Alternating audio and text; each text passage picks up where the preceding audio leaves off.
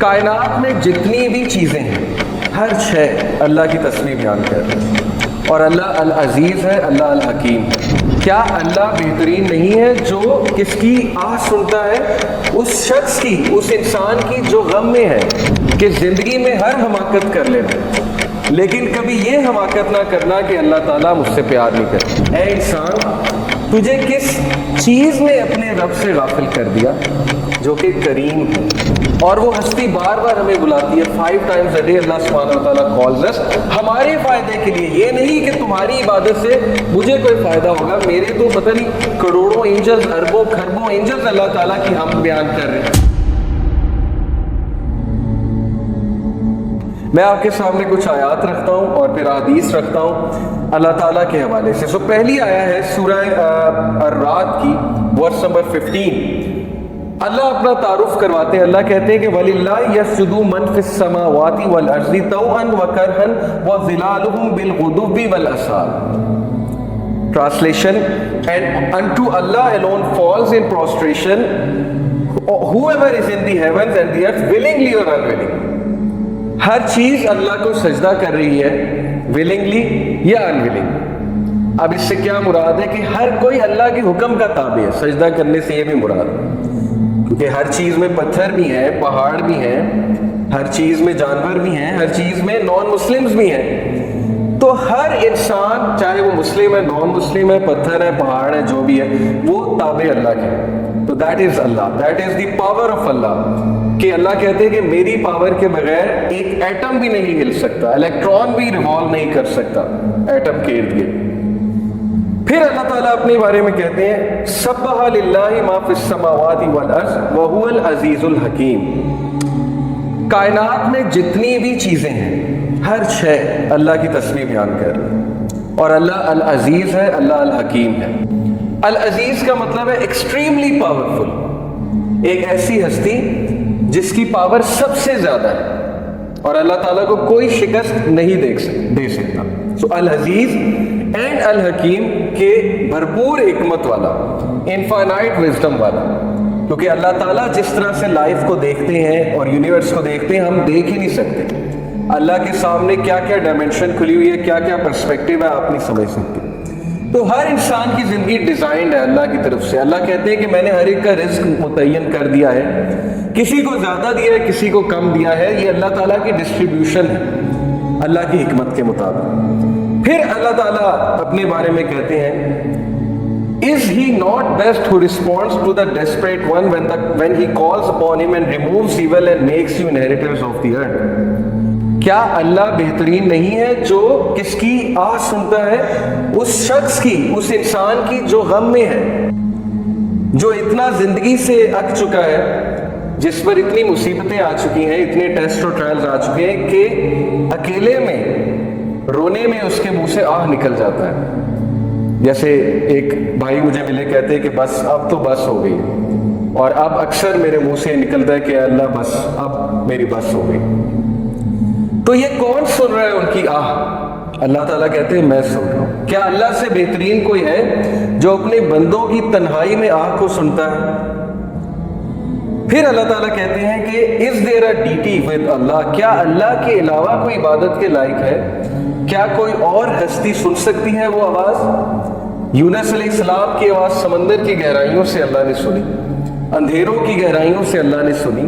تو that is Allah. Little do you remember, لیکن تم لوگ تذکرہ نہیں کرتے، تم لوگ بھول جاتے ہو، اللہ تعالیٰ کو بھول جاتے ہو، اور شیطان تمہیں اللہ تعالیٰ کے بارے میں بدگمان کرتا ہے۔ وہ کہتا ہے کہ اللہ ہیٹس یو۔ یہ شیطان کا ایک بہت بڑا جو ہے وہ ظاہر ہے ایک ہتھیار ہے کہ انسان کو یہ فیل کرانا کہ اللہ تجھے ناپسند کرتا ہے، یا تیرے تو بہت گناہ ہیں، یا تو اس لائق ہی نہیں کہ اللہ سے بات کر سکے۔ تو اللہ سے دوری، اللہ تعالیٰ سے انسیکیورٹی، اور اللہ تعالیٰ کے بارے میں بدگمان ہونا، جیسے اشفاق احمد رحمہ اللہ کہا کرتے تھے نا کہ زندگی میں ہر حماقت کر لینا، لیکن کبھی یہ حماقت نہ کرنا کہ اللہ تعالیٰ مجھ سے پیار نہیں کرتا۔ یہ زندگی کی سب سے بڑی حماقت ہے۔ تو اللہ کہتے ہیں کہ لٹل ڈو یو ریمبر، تم لوگ یاد دہانی نہیں کرتے، تم لوگ یاد نہیں کرتے کہ میں ہوں کون۔ یا ایھا الانسان ما غرک بربک الکریم، सूरह अल-फितार वर्स नंबर 6, ए इंसान तुझे किस चीज ने अपने रब से गाफिल कर दिया जो कि करीम है। करीम से मुराद है जनरस है। और फिर अगली आयत में अल्लाह कहते हैं उसने तुझे बनाया, फैशन किया, प्रोपोर्शन किया, तुझे शेप दी, जिस तरह उसने विल किया तुझे शक्ल दी। जब माँ के पेट में तू था तेरी हिफाजत कौन कर रहा था? अल्लाह सुब्हानहू व तआला कर रहे थे। फिर जब तुम बड़े हुए हो तुम्हें किन किन हादसों से अल्लाह ताला ने बचाया। हमारे गुनाहों के बावजूद अल्लाह ताला हमें रोजाना माफ करते हैं। तो किस चीज में गाफिल कर दिया अल्लाह से? तुम हर इंसान से उम्मीद लगाते हो लेकिन अल्लाह ताला से तुम बदगुमान हो। तुम्हारे पास हर चीज का टाइम है लेकिन नमाज पढ़ने का टाइम नहीं है। और कितने मिनट्स लगते हैं? 15 मिनट अगर आप एक नमाज के लगा लें, अगर अच्छे से पढ़ी जाए तो 75 मिनट डिवाइडेड बाय 14, 40 मिनट होते हैं एक दिन में। 24 घंटे में 1440, सॉरी 75 को 1440 से डिवाइड करें, शायद 6-7% बनता है। तो 6 से 7% दिन का हिस्सा अगर तुम अल्लाह को नहीं दे सकते, जो वो हस्ती है जो सबसे ज्यादा मैटर करती है जिंदगी में, तो इसका क्या मतलब है? इसका मतलब ये कि हम डिसीव हो गए। इसका मतलब है कि हम खो गए। इसका मतलब है कि हमने उस हस्ती को इग्नोर कर दिया, यानी हमने अपने पाँव पे खुद ही कुल्हाड़ी मार ली। और वो हस्ती बार बार हमें बुलाती है 5 times a day। अल्लाह सुब्हानहू व तआला कॉल्स अस हमारे फायदे के लिए। ये नहीं कि तुम्हारी इबादत से मुझे कोई फायदा होगा। मेरे तो पता नहीं करोड़ों एंजल्स, अरबों खरबों एंजल्स अल्लाह ताला की हम बयान कर रहे हैं। मिराज के सफर पे जब रसूल अल्लाह सल्लल्लाहु अलैहि वसल्लम गए थे तो अल्लाह के नबी सल्लल्लाहु अलैहि वसल्लम ने बयान किया कि हर एक आर्म की लेंथ पे एक एंजल खड़ा हुआ है हेवेंस में, हर एक आर्म की लेंथ पे, जो अल्लाह की हम कॉन्टिन्यूसली बयान कर रहे हैं। दैट इज अल्लाह। तो अल्लाह ताला को जरूरत नहीं है, लेकिन तुम्हारे अपने फायदे की बात है। तुम वुजू करोगे, तुम अनप्लग हो जाओगे, तुम सजदा करोगे, ठीक है, उसके बॉडी के मेडिकल बेनिफिट्स कितने हैं, क्या क्या बेनिफिट्स हैं। सो या अय्युहल इंसान मा गर्रका बिरब्बिकल करीम, किस चीज ने तुझे उस हस्ती से गाफिल कर दिया जो कि मोस्ट जेनरस है। ओ Mankind what has deceived you concerning your Lord the most generous. Abu Huraira रज़ियल्लाहु अन्हु से एक हदीस बयान होती है, इन्नल्लाह ताला यक़ूलु या इब्न आदम तफर्रग ली इबादती अमला सदरका गिनयन व असुद्दु फक़रक